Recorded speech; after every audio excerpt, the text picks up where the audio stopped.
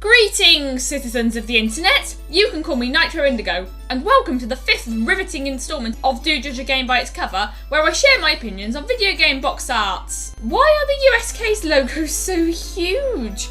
Poor Fergie Fudgehog got the Mike Wazowski treatment on the German box art of Viva Pinata Pocket Paradise. While Skyward Sword's European and American box art is fine, it pales in comparison to the gorgeous Japanese and Australian one. I like the box art of Animal Crossing Wild World because it references how the game's world rolls forwards, creating the illusion of a globe.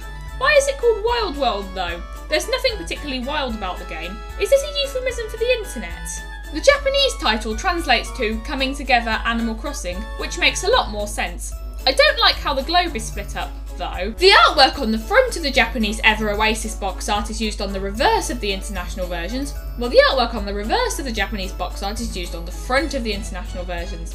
Interesting. Anyway, I like both. The Japanese box art emphasises the story by showing the protagonist and Isuna being friends, with the symbolic great tree in the background, while the international box art emphasises the world by showing the desert and one character of each race.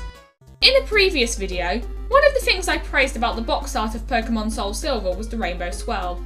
It turns out that this rainbow swirl was on the Japanese box art of the original Silver. Pokémon Colosseum is a great example of how changing a few things can completely ruin the box art. The Japanese box art has these weird horizontal lines on it, but is otherwise identical to the American version, which I'll use because the only image I can find of the Japanese version is tiny. Anyway, the American box art looks dramatic and imposing, with Groudon and Kyogre facing each other as if locked in combat, while Wez looms ominously in the background. The glowing lines bring to mind a Pokémon being released from a Pokeball. The European box art swaps around the positions of Groudon and Kyogre, and has everything floating in a generic Sahara-esque desert. It looks kinda silly. And last but certainly not least, in South Korea, Pokémon Diamond and Pearl are called Pokémonsters DP, Dialga and Palkia, and Platinum is PT Giratina, which I think sound a lot cooler. Plus, the logos use the same coloured and pattern style of the Japanese ones, in contrast to the phoned-in, black and white, generic sans serif font logos of the English versions. I'm so glad they've stopped doing that now.